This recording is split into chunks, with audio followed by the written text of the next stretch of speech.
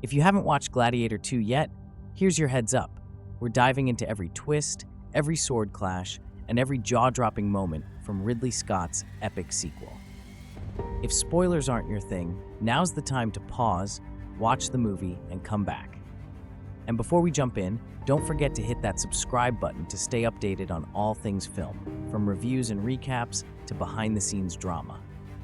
And hey, if you're loving this Gladiator theme, check out our other videos covering Gladiator II. You won't want to miss them. Introduction to the story.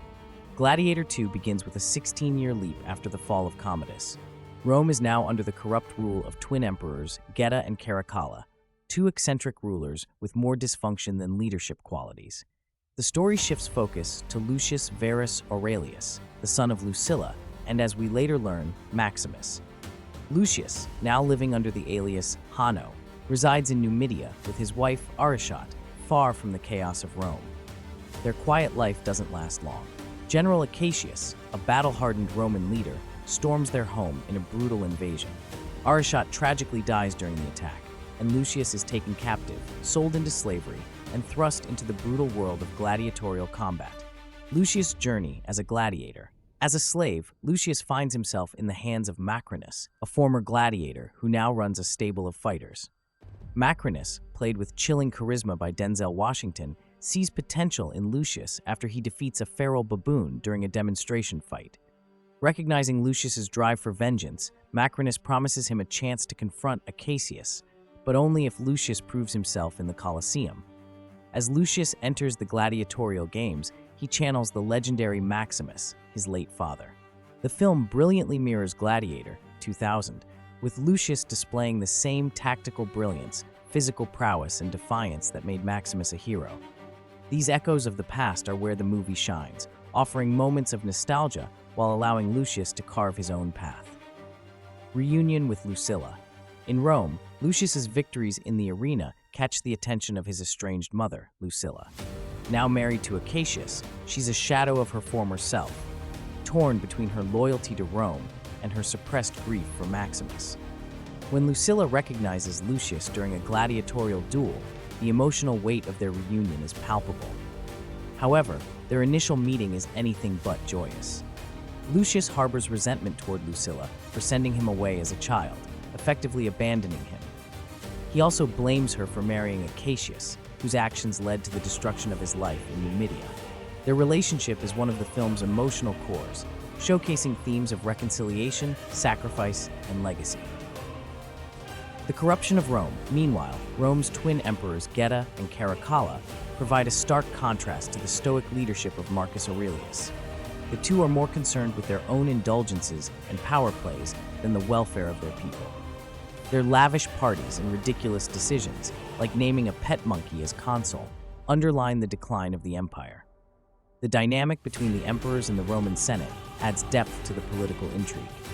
Senator Gracchus, reprised by Derek Jacobi, and Senator Thrax play pivotal roles in conspiring against the emperors. Their scheming sets the stage for the film's climactic power struggles. Acacius's conflict. Pedro Pascal delivers a nuanced performance as Acacius, a character torn between duty and morality. A brilliant general and devoted husband to Lucilla, Acacius is disillusioned with the endless cycle of war and conquest. His internal struggle becomes evident when he conspires with Lucilla to overthrow the emperors. However, Acacius's plans are foiled by Macrinus, who tips off the emperors about the coup. Acacius is arrested and forced to fight as a gladiator alongside Lucius. Their alliance in the arena adds layers of complexity to the narrative, as Lucius wrestles with his hatred for Acacius while recognizing his shared disdain for the corrupt rulers of Rome. The Colosseum uprising. The Colosseum battles are some of the film's most visually stunning and emotionally charged sequences. Lucius continues to rise as a gladiator, becoming a symbol of rebellion for both his fellow fighters and the Roman populace. Armed with Maximus's sword and armor, which he discovers in a gladiator shrine, Lucius embraces his lineage and inspires hope in those around him. When the emperors order Lucius to execute Acacius during a grand spectacle, Lucius refuses, sparking chaos in the Colosseum. The ensuing riot is a turning point in the film, with the people of Rome rising against their corrupt rulers. Macrinus' ambitions. Denzel Washington's Macrinus emerges as a formidable antagonist. His disdain for Rome stems from his past as a slave under Marcus Aurelius's rule. Fueled by vengeance, Macrinus manipulates events to position himself as the next emperor.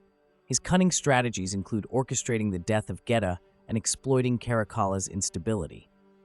Macrinus' plan reaches its peak when he pits Lucius against a horde of gladiators, intending to use the ensuing chaos to seize power. But Lucius, now fully embracing his role as a leader and heir to the Roman Empire, turns the tide. The climactic duel.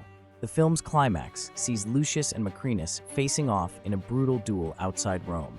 Their fight is as much a battle of ideologies as it is a physical confrontation. Macrinus, hardened by years of suffering, represents vengeance and destruction, while Lucius symbolizes hope and a vision for a better Rome. The duel takes place in a river, a visually striking setting that heightens the tension. Near defeat, Lucius is inspired by memories of his mother and father. Summoning his strength, he delivers a final decisive blow, ending Macrinus' reign of terror. A new Rome. With Macrinus defeated, Lucius reveals his true identity as the grandson of Marcus Aurelius and heir to the empire. His speech to the combined armies of Rome and Numidia is a call for unity and progress, echoing the values of his grandfather.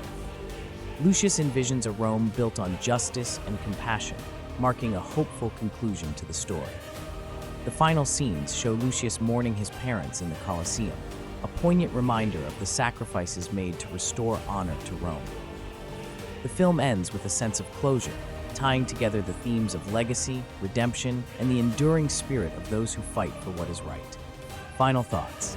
Gladiator II is an ambitious sequel that balances nostalgia with fresh storytelling.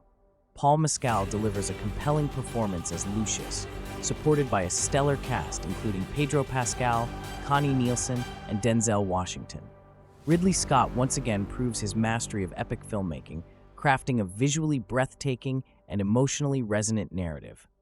If you enjoyed this recap, make sure to subscribe for more deep dives into the latest films and series. We've got plenty more content on Gladiator II, including our honest review and breakdown of the ending, so be sure to check those out. Let us know your thoughts on the movie in the comments below. Did it live up to the legacy of the original?